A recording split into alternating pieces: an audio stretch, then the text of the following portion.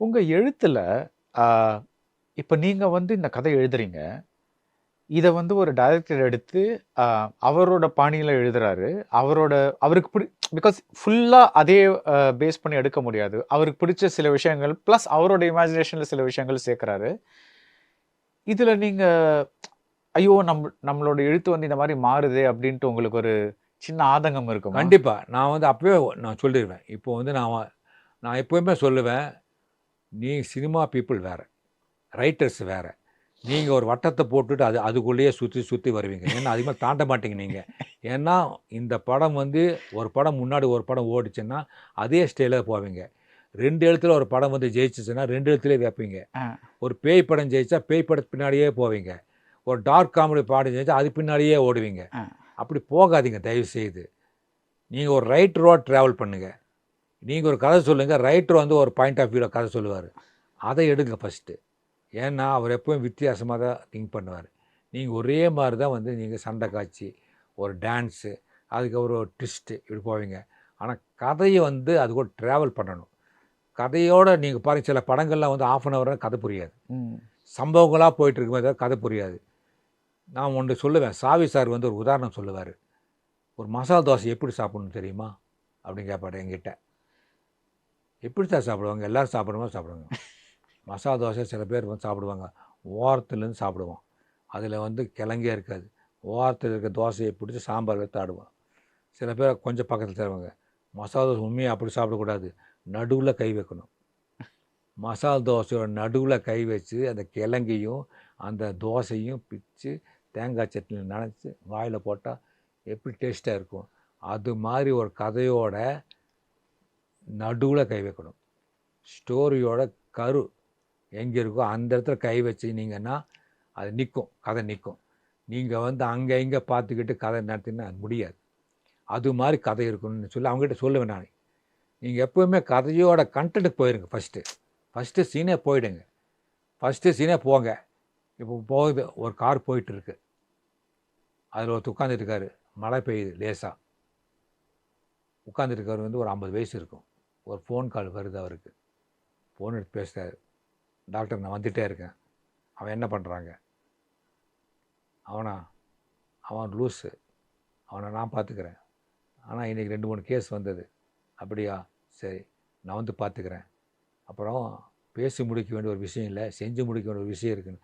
நான் வந்துட்டுருக்கேன் இப்போ. ஒரு 10 நிமிஷம் அப்படின்னு சொன்னாரு. சரி வாங்க பார்த்துக்கலாம்னு சொல்லி வைக்கிறாரு. கார் போகுது. அங்க போனா, அங்க மனநல விடுதி அப்படிங்கிற ஒரு போர்டு தெரியுது. அங்க போய் கார் உள்ள போகுது. இது ஸ்டார்ட்டிங்ல இருக்கணும். இது ஸ்டார்ட்டிங்ல இருக்கணும்.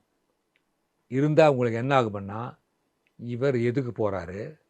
என்ன பண்ண போறாரு? மனநிலை விடுதிக்கு இதுக்கு என்ன சம்பந்தம்? இத்தனை விஷயங்கள் வருதா இல்லையா? இப்போ நீங்க இது ஒரு செம பாயிண்ட் இது. பிகாஸ் உங்க ஜெனரேஷன் வரத்துக்கு முன்னாடி, வானில் நிலாய் காய்ந்திருந்தது, ஆம். ஆமா. பறவைகள் இருந்தன, ம். ஒரு மல்லி வாசம் வந்தது. இந்த மாரிலாம் கொஞ்சம் அந்த சீனரி செட்டிங்ன்னு சொல்லுவாங்கல்ல. அதாவது ஆதவன் தன்னுடைய பொற்கிரங்களை வீசிக்கொண்டு பட் எழுந்தான் ஆ அப்படின்னு. அந்த மாரி ஏதாவது வரும். அண்ட் ஆம். அப்புறம் தான் கதை ஆம் ஒரு ஒரு ஸ்டார்ட் 2 ஆகும். பேராகிராஃப் வந்து இது என்ன மாதிரி ஒரு இடம், அந்த நதி ஓடிக்கொண்டிருந்தது. அந்த ம். மாரிலாம் ஒரு ஒரு ஒரு இது சொல்லிட்டு அப்புறம் வந்து உங்க ஜெனரேஷன் நீங்க இப்ப நான் படிச்ச மட்டும் நீங்க சுஜாதாலாம் டமால்னு அப்படியே லைக் கதைக்குள்ள இறங்கிடுவீங்க. ஆமா, ஆமா. இந்த சேஞ்ச் ரஃப்பா எந்த எந்த டைம்ல நடந்தது? இது வந்து பார்த்தீங்கன்னா, கல்கி எல்லாம் பார்த்தீங்கன்னா, கல்கி, நாப்பா இவங்கெல்லாம் பார்த்தீங்கன்னா, அதே சாண்டில்யன் பார்த்தீங்கன்னா, அவர் வந்து ஒரு இல்ல சாண்டில்யன் விட்டுருங்க. ஆ அவருக்கு சரித்திர கதைனால ஆமா. அது அது அது அ, வந்து அ, அ. இவன் பார்த்தீங்கன்னா, ஒரு ஒரு ஒரு ஒரு ஆடிப்பெருக்கு அப்படின்னு ஒரு சம்பவம் இருக்குங்களேன். காவேரியில வந்து தண்ணி ஓடுனது, அது இது எல்லாம் போட்டு இது பண்ணுவாங்க. ஆனா, நாமெல்லாம் அப்படியெல்லாம் வந்து எழுதுனா வந்து ஒரு லேசா லேக் அடிக்கிற மாரி இருக்கும். ஏன்னா, அந்த காலத்து வாசகர்களுக்கு ஓகே. ஆ. ஆனா, இன்னைக்கு இருக்க ஒரு அவசர உலகத்தில அவனுக்கு சட்டுன்னு புரியணும் அவனுக்கு. ம், ம். ஒரு கதை வந்து அவனுக்கு ஏன்னா, அவசர அவசரமான உலகத்தில நாம என்ன பண்ணணும்னா, அவன தக்க வைக்கணும்னா வந்து எடுத்த உடனே ஒரு ஒரு ஸ்ட்ராங்கான வேர்டு போடணும் நம்ம. ஸ்ட்ராங்கான வேர்டு போட்டு அவன இழுக்கணுங்கிறதுக்காக தான் வந்து நான் அ வந்து கதைய எடுத்த உடனே வந்து ஒரு ஸ்பீடா ஆரம்பிச்சு, அதுக்கப்புறம் லேக் அடிச்சா கூட பரவாயில்ல நம்ம. இந்த இந்த கான்செப்ட் வந்து 1977களுக்கு மேலே தான் வந்ததுன்னு நான் நினைக்கிறேன். அதாவது சுஜாதா வந்து நைலான் கயிறு வந்து பார்த்தீங்களா, ஆமா. அவன் படிகளில் இறங்கினான். அப்புறம் பார்த்தீங்கன்னா, அவர் சில வார்த்தைகள் எல்லாம் அவருடைய இதெல்லாம் பிரயோகங்கள் பிரமாதமாக ரொம்ப பிரமாதமாக போடுவார் அவர். என்ன கேட்டால் பல பல எழுத்தாளர்களுக்கு நான் வந்து ரொம்ப ஆரம்பத்தில் வந்து சுஜாதாவை பார்த்து அவர் மாதிரி எழுதணும்னு அவர் மாதிரி வந்துடக்கூடாதுன்னு பயப்பட்டேன். ஏன்னா அவரும் வந்து விஞ்ஞானத்தை கலந்து எழுதினார். ஆனால் அவர் விஞ்ஞானத்தை கலந்து எழுதும்போது அவர் என்ன பண்ணாருன்னா, விஞ்ஞானத்தை சொல்லுவார். ஆனால் அதுக்கு ஒரு விளக்கம் வந்து சரியாக சொல்ல மாட்டார். அதுக்கு விளக்கத்தை சொல்லாமல் போகும்போது நிறைய வாசகர்கள் வந்து அவர் என்ன சொன்னா வர்றாரு புரியல. ஆனால் என்னமோ இருக்குது அதில் அப்படின்னு நினைப்பாங்க. ஆனால் நான் என்ன பண்ணேன்னா அதை டைலூட் பண்ணேன். அதுதான் எனக்கு அவர்கள் ஒரு வித்தியாசமே வந்து ஒரு விஞ்ஞான விஷயத்தை வந்து புரிய வைக்கிறது. இப்போது எழில் வந்து ஒரு கதை பண்ணார் என்னுடையது, யுத்த சத்தம் அப்படின்னு. நீங்கள் அநேகமாக பார்த்துருப்பீங்களோ தெரியல. யுத்த சத்தம்னு ஒரு கதை பண்ணார்.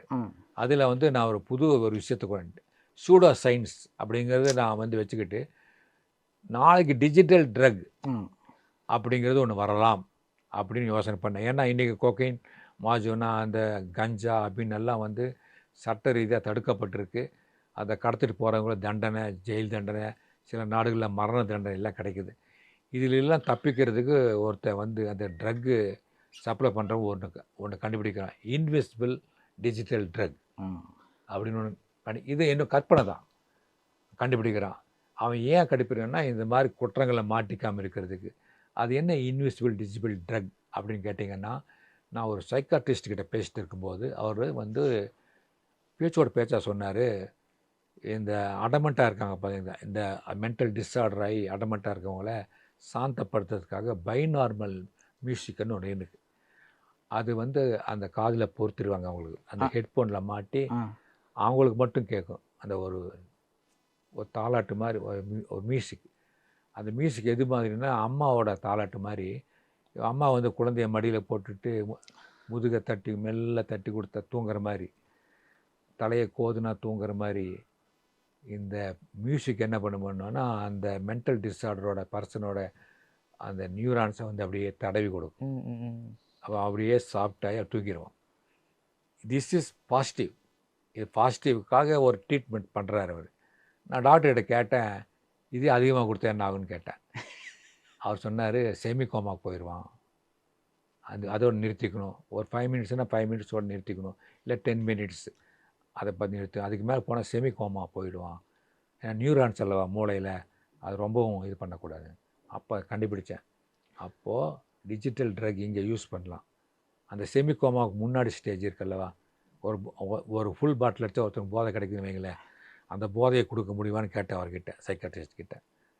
தாராளமாக கொடுக்கலாம் அப்படின்னு. அவங்க எடுத்தேன் டிஜிட்டல் ட்ரக்கு. அதை அவன் வந்து சப்ளை பண்ணுறான்.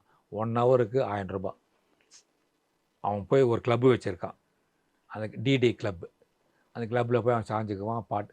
ஆனால் கேட்குறவங்க பாட்டு கேட்குற மாதிரி இருக்கும். அவன் சாப்பிடுவான், என்ன செய்வான், ஆனால் போதையில் மிதந்துருப்பான். போலீஸுக்கு டவுட் வரும், ஏன்னா அங்கே போகிறவங்களாம் இவ்வளோ கூட்டம் போகுது, அவன் ஒரு மாதிரியாக இருக்கானுங்க. செக் பண்ணால் ப்ளட் டெஸ்ட்டு எல்லாம் செக் பண்ணால் நோ ஆல்கஹால், நோ ட்ரக்ஸ், சிம்டம்ஸே இல்லை. அப்போ எப்படி அவனை நீங்கள் வந்து கைது பண்ணுவீங்க? என்ன நடக்குதுன்னு எனக்கு என்ன சார் தெரியும்?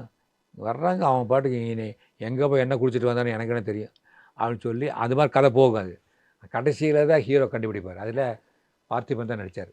பார்த்திபன் கௌதம் கார்த்திக் 2 பேர் நடித்தாங்க. அதில் பார்த்திபன் கடைசியில் கண்டுபிடிப்பார் டிஜிட்டல் ட்ரக் தான் பண்ணுறாங்கன்னு சொல்லி. அதில் நிறைய கல்லூரி பெண்களுடைய வாழ்க்கை கட்டுரும். அதில் வந்து இளைய தலைமுறை எப்படி நாளைக்கு பாதிக்கப்பட போகிறாங்க, யுத்த சத்தம், அது வந்து வார்னிங் அலர்ட் அப்படிங்கிற மாதிரி ஒரு கதை எடுத்தோம். அந்த கதை நல்லா போச்சு. ஆனால் அப்போ RRR வந்தது. அது கூட அந்த காட்டாற்று வெள்ளத்தில் அது காணாமல் போயிடுச்சு. அது